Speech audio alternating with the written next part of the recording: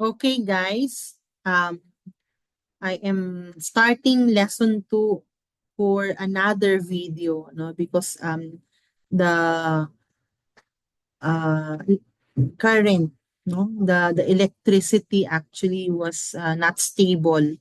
So I have to start with lesson 2 so that there won't be interruption of the discussion.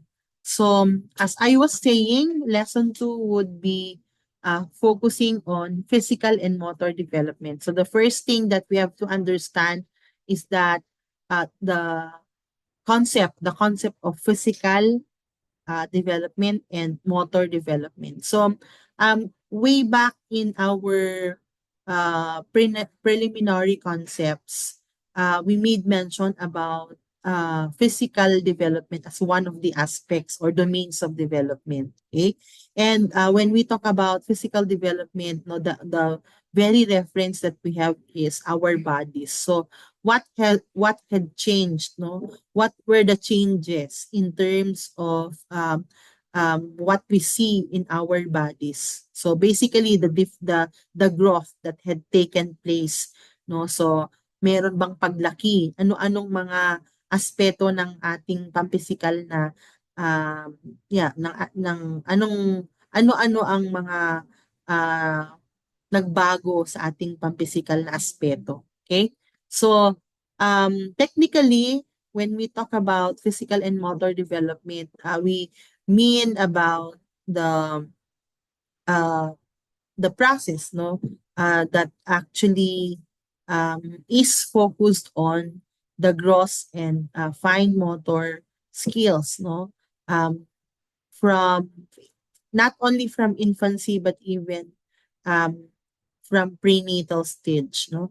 Kasi I think I forgot to mention about the different movements. Are you aware that even inside the womb of the mother, the infant begins to move, no? So, uh, kung maka-capture lang sana ng camera, baka umiinat-inat sila, baka nanununtok na pala sila doon sa loob, no?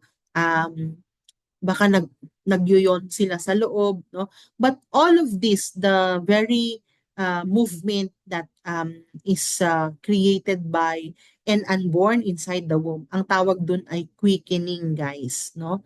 So, only pregnant mothers could relate, but perhaps your mothers also have made mention, nung pinagbuntis kita masyado kang magalaw sa loob, no? Sa loob pa lang makulit ka na, no? May mga ganon siguro, no?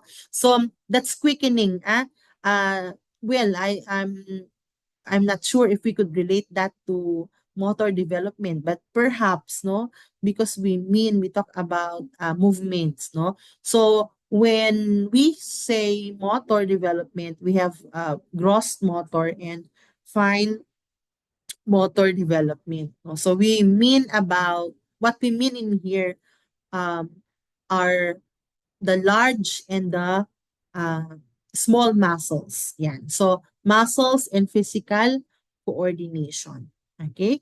So, now, in terms of, ayan. So, nabanggit ko ito kanina. Actually, dito tayo nag-end, no? Habang nagpo-fluctuate yung kuryente kanina, no? Um, in postnatal, no? So postnatal starts from the moment that the body of the baby emerges out from the um, womb of the mother. No? So kung normal delivery yan, no? Yung paglabas niya sa puwerta ng nanay, no? As it emerges out, no? Of the womb of the mother. Kapag cesarean section yan, nung pag nabiyak na ah, at nilabas na yung bata. Siguro nakapanood naman na kayo ng kung paano ginagawa ang CS operation, no, ang surgery, no.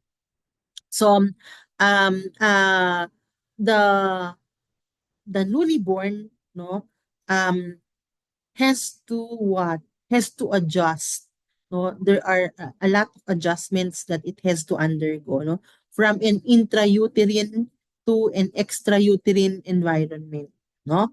So yung temperature pa lang sa loob ng tiyan ay kaiba sa temperature sa loob, nabanggit ko na yan kanina.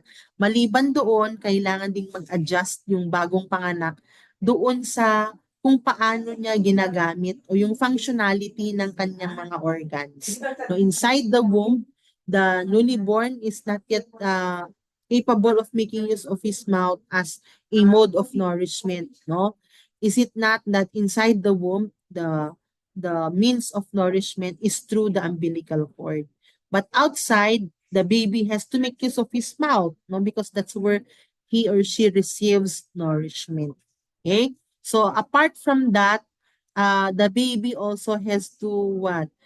Make use of all other organs of the body, no? Yung excretory organ, no?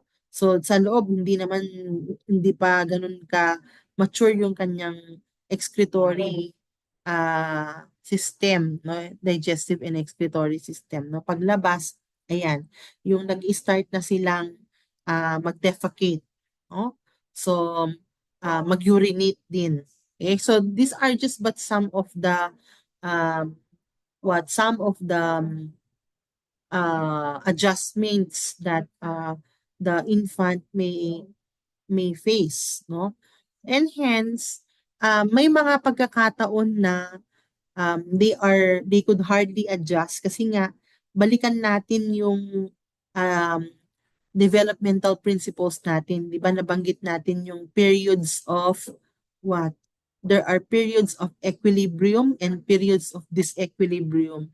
May mga pagkakataon na feeling natin ay hindi madaling mag-adjust. At sa stage nga na yan, pagkapanganak, hindi madaling mag-adjust sa part ng infant. Okay? So, ang tendency ay yung birth weight niya pagkapanganak, after a week, pagbalik niya sa kanyang pidya, ang tendency ay pwedeng bumaba yun. Normal lang ba yun? Yes, that's just but normal. A part of the manifestations that the infant is adjusting to the external world. Okay? Um, yung cases ng infant mortality, ito yung mga hindi nakakapag-adjust and then eventually ay namamatay. Although may mga ano siguro comorbidities, may mga ibang conditions pa na pwedeng rason kung bakit namamatay yung bagong panganak. Okay? Now, as to the physical growth, we look into growth indicators. So in terms of weight, in terms of height, in terms of the circumference of the head and the chest. So what is presented here is just but an approximation of how an infant should should weigh, no? Say for instance, pagkapanganak, ano ba yung normal na physical growth, no? So as to weight, you have at around 2.7 to 4 kilograms. So beyond that could be overweight siguro or below that siguro underweight or malnourished siya. So ito ay hindi prescription, ibig sabihin magkakaiba kasi may mga literatures na nagsabi na ganito, pero usually or typically ito po 'yon yung range ng normal physical growth as to weight. Now, as to height, it's around, depende kapag lalaki ba o babae. No? But the normal range for either of the sexes is at 47.5 to 53.75. No? Ito ay nag-increase na lang habang lumalaki o habang nag-age yung baby. Now, as to chest circumference, ano napansin ninyo? Anong mas malaki? Yung head ba o yung chest? 'Di ba? So, kung minsan kung minsan makikita natin na hindi proportional. Mas malaki yung head circumference kaysa sa chest circumference. But as the baby ages, no, especially at 1 year, no, ay makikita mo yung proportionality na okay, so kung susukatin mo ulit chest circumference at head circumference ay most likely mag-i-equal na siya. Okay? So, as to chest circumference, approximately 30.5 to 33 cm. Okay? Now, napansin nyo ba, if you are to observe a newly born, malambot pa yung ulo at may part actually ng ulo na makikita mong hindi lang malambot, kundi parang very manifest, makikita mo yung parang paggalaw pa ng ugat. No? So that's what we call fontanel. No? Hindi pa siya nag-enclose. Kumbaga parang yung skull sana hindi pa nag-harden. No? So that's the fontanel. Part of what you could see in this lecture, although I did not include it in the PowerPoint, would be the anatomical structure of the nervous system. So since meron naman kayong separate subject on anatomy, you will be studying specifically the different parts of the nervous system. So the neurons, the central nervous system, the peripheral nervous system. So I will not be dealing much on the parts and the functions. So although titingnan natin ang brain development in general, no? At siguro i-forgo natin yung parts, no? If you want to substantiate, however, your understanding of this lesson, you might want to refer on the learning content that I've sent. At makikita ninyo doon yung binabanggit kong parts and functions ng nervous system. Okay? So the head circumference ranges from 33 to 35. So this is a proof that mas malaki yung ulo kumpara sa sa chest circumference. Okay? Then why do we measure? Why is there a need for us to measure all of this, ma'am? Definitely because we wanted to determine whether there's something wrong as to the vital signs, most likely, of the baby. No? So meron tayong actually paraan ng pag-measure, pagkuha ng score, kung healthy ba, no? Or kung in terms of vital signs ay papasaba yung bata. Ang tawag dun, guys, is the APGAR scoring chart. No? So the APGAR scoring chart measures the vital signs of the newly born, and it looks into 5 indicators. So the appearance, no, whether the skin color would be indicative that there is enough oxygen level, no? So kapag nangingitim, 'di ba? Yan. May mga ibig sabihin. The pulse rate, no? So if the pulse rate is below 100 beat per minute, then it might what? It might be indicative that there's something wrong with the pulse of the unborn. The response, yung reflexes. Pag-uusapan natin mamaya yung mga reflexes, no? Nagre-respond ba siya kapag halimbawa siya ay pina ano yun, bakit tiniturn sila upside down and then tinatapik. No? Although, sa ngayon, parang hindi na ganun ang nangyayari. No? For as long as they remove the mucus on the nostrils and then they clean the baby, no? Automatically makikita mo, no, ma-observe mo na yung bata, yung bagong panganak umiiyak na. So, these are all for a reason. Hindi nila ginagawa ng wala lang. Parte yun actually ng routine nila ng mga OB, no, o ng mga pediatrician, kasi usually pag nanganganak ka, meron ng attending pediatrician. Okay? Para makita kung if there's something wrong with the newly born, or if the newly born is healthy. Okay? So yan, babalik tayo dyan. So ito yung respiration, yung mga normal ranges, in terms of temperature, in terms of BP, in terms of heart rate. Okay?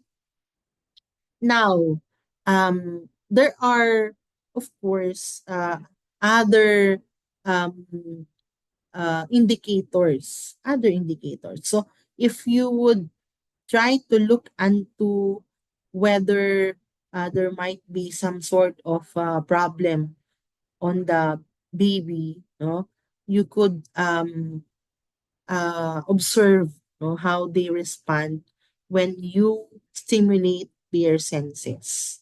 Okay, so um, all of these are for the reasons of identifying whether the baby is responsive or whether the baby needs medical attention.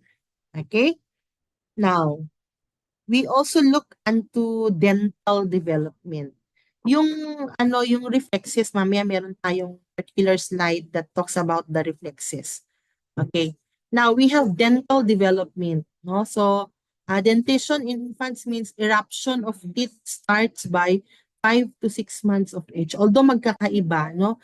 Yung baby ko 1 year, 13 months na siya ang meron pa lang sa kanya is yung incisors, no? Sa baba, wala pang tumubong ngipin niya sa taas, no? So, the first to erupt, if you look into the figure, is the central incisor. Okay, it erupts at 6 to 10 months. Although, siya rin yung unang-unang nag-exfoliate or yung nagpapalit, no? 'Di ba? Kasi temporary teeth lang ang mga ngipin ng bata, no? So, ito yung tinatawag na milky or deciduous teeth. Okay, nagpapalit siya, nagiging permanent teeth na pagdating ng childhood. Okay? So, ayan. What else? We move on to motor development. Now, what about motor development?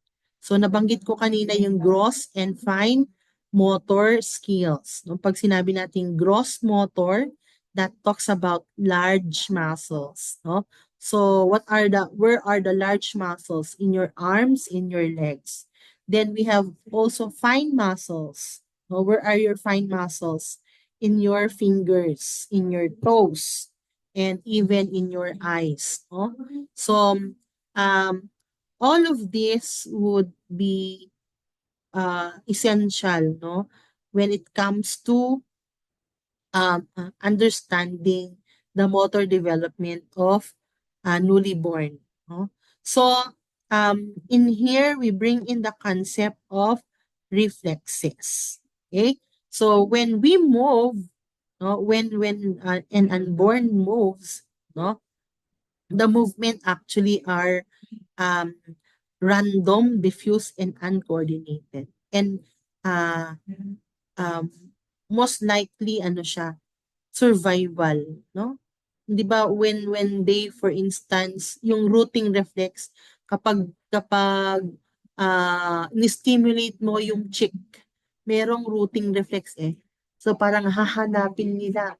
Hindi ko alam kung na-observe niyo yon, pero you try to experiment, no?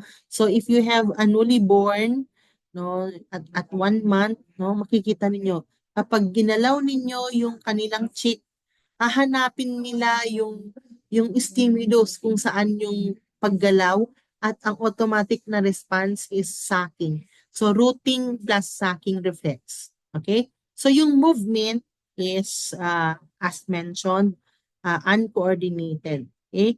And they are actually responses to external stimuli. Like say for example, yung bagong panganak, pag nasa madilim siya na na room at inopen mo bigla yung light, no, makikita mo yung mata niya na parang nag-a-adjust din sa light, no? So, meron yung tinatawag nating blinking reflex when the eye of the newly born adjusts to stimulation like the light. Okay? So, what are reflexes in the first place? Okay, parang mali ata yung posisyon nito. So ito pala yung sa in terms of motor development, no? Ay, tama pala. In terms of motor development, okay, ito pala yon. So what are the different um, motor skills that babies are capable of doing, both in terms of gross, large muscles, and fine muscles. So on the backs are some of these, no? But you could actually observe this, no? So pagdating ng 2 to 3 years old, ayan, makikita mo na sila that they could walk on their own, they could even run, they could practically, they could do these things. They could jump off the floor. Pero pag months old pa lang yan, nag-start pa lang sila, no?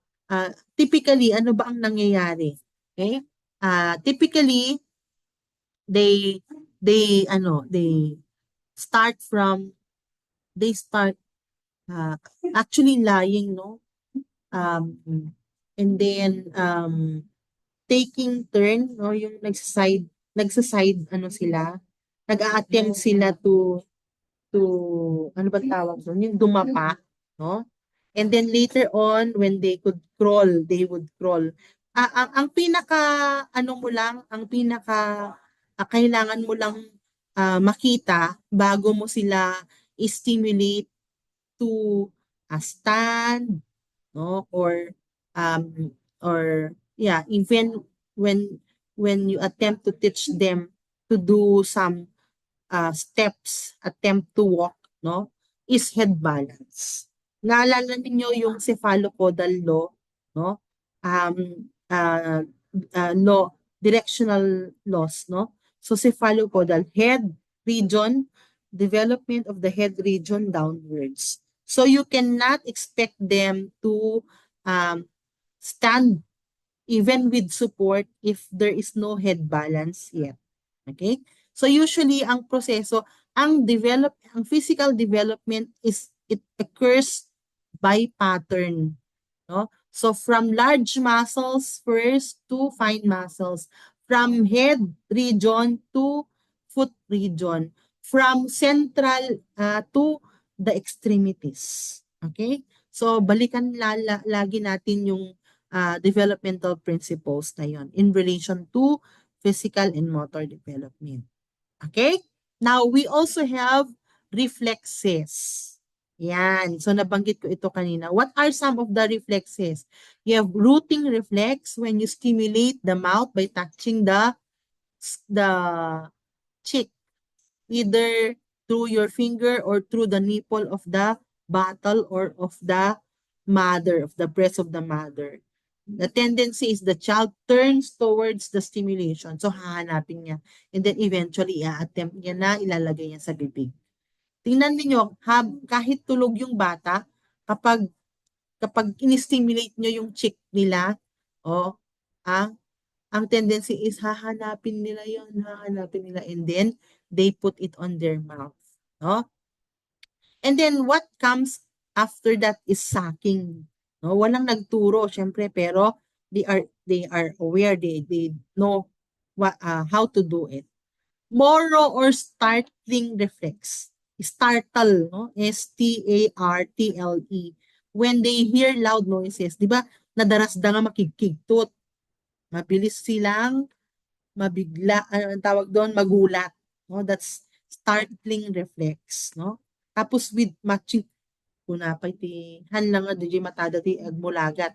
But even their hands actually are flexed, no? In relation to motor reflex, we also have fencing reflex, no?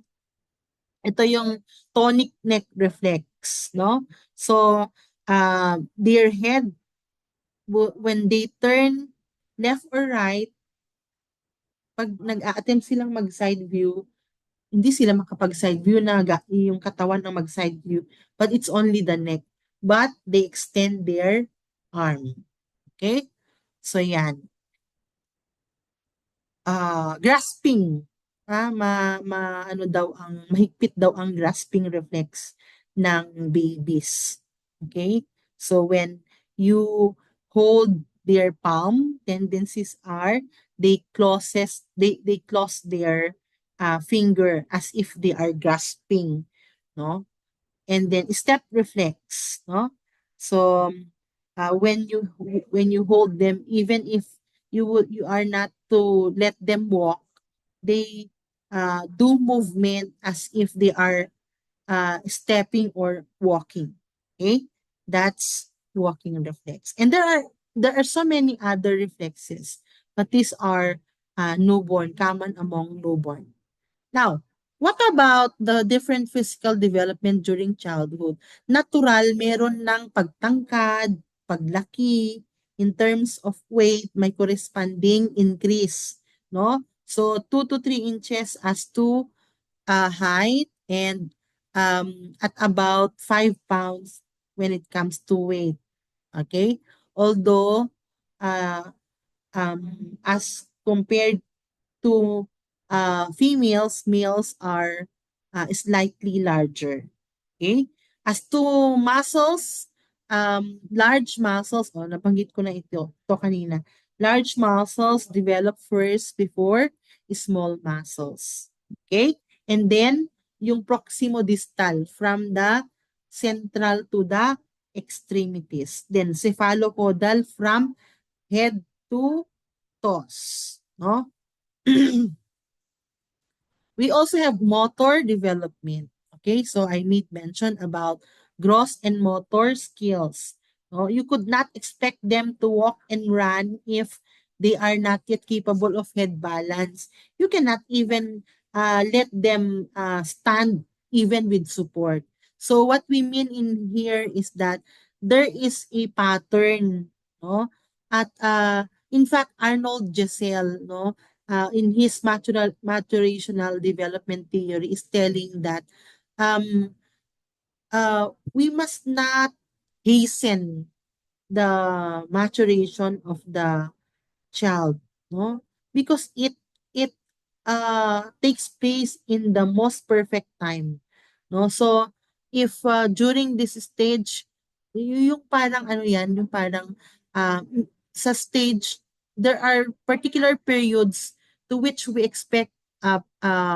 should be expecting some milestones on the child, no? But uh well, and with this, no, we must not hasten. Di ba may mga ano kasi OA na parents na, dapat sa edad na ganito, marunong na siyang magbasa.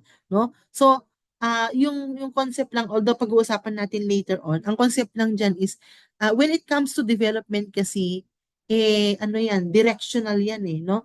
Um, darating at darating ka dun sa stage na yon. Okay? Now, ano pa? So, ayan, we also have handedness, yung pagiging right-handed and left-handed. At babyhood, wala pa silang concept ng handedness. In fact, they are ambidextrous. Pwedeng right-handed, pwedeng left-handed. And then, saka na lang sila nagbabago, nagkakaroon ng dominant hand, no? As they reach childhood, no? So, ayan, no? In fact, handedness is established between 3 to 6 years of age. Ang babyhood kasi is from 2 weeks, no, to 2 years. That's babyhood. Then early childhood from 3 to 6. So during early childhood, handedness is established. Okay? There is already a determined dominance of which of the left or the right hand is used by the baby. Okay? So, there's nothing wrong with being a left-handed, no? Although siguro yung notion natin na well in schools, the armchairs are uh, um, um, structured na para sa pang right-handed lang. Mind you, inclusive na rin ang mga schools natin. Meron na rin mga left-handed chairs for left-handed students, no? And ang handedness, guys, ay brought about by the the functionality of your hemisphere, brain hemispheres, no? So kapag ikaw ay right-brained, ang tendency ay left-handed ka. Bakit? Kasi the right hemisphere controls all activities of the left side of the body and vice versa. If you are left hemisphere, tendencies are you are right-handed. Okay? So, uh, um, no longer we exist in a society where we actually no longer see left-handedness as atypical. Okay? Then what about during adolescence? So I'm sure you could speak more of the different growths that you have experienced from puberty up to now, no? So meron tayong tinatawag na pubertal growth spurt, no? Yung pre-adolescent years natin. Pagdating ninyo ng teen years, 13, no? Or at the start of the uh, the stage of your life where you experience menarche. Menarche is first menstruation. Telerche is the first appearance of the breast bud. Okay? Nocturnal emission, that's for the males. The first seminal ejaculation. Okay? So, there is an acceleration. Meron ng growth spurt nga no? Mabilis na paglaki at pagtangkad at kasabay nito yung mga iba't ibang physical changes na nangyayari sa ating mga katawan, no? So, ang tandaan nyo lang is yung mga changes na to has to do with primary and sex characteristics. Kapag sinabing primary sex characteristics, this refer to characteristics that are in relation to our sex glands or gonads. Yung that part of the body which are for reproduction. Ang secondary sex characteristics ay other accessory parts of the body not for reproduction. Okay? So, when you say there is already a capacity to bear offspring because the girl, for instance, menstruated already, no? And there is already a production of the sex hormones, testosterone, estrogen, and progesterone for females. That's what we call primary sex characteristics. While when we talk about other changes like widening of the hips, growth of pubic hair, that's secondary sex characteristic. Okay? So that's for lesson 2. Now we move on to lesson 3. Okay? So for lesson 3, we have neuroscience and brain development. Huh? I don't know. Siguro I'll cut it here so that the video would just be short, parang short clip lang. Then mag-start ulit tayo for um, lesson 3, no? Kasi para hindi siya mabigat na file. Okay, so I will stop